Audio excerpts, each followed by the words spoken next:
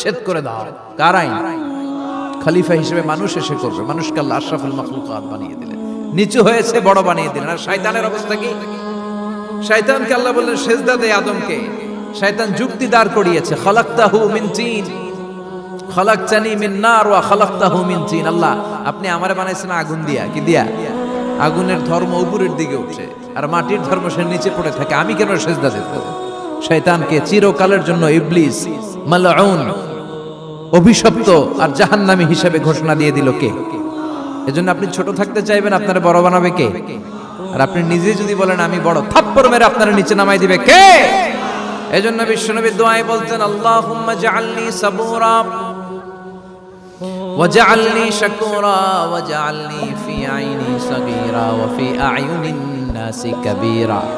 ও আল্লাহ, আপনি আমারে ধৈর্যশীল বানান, আপনি আমারে শুকরগুজার বান্দা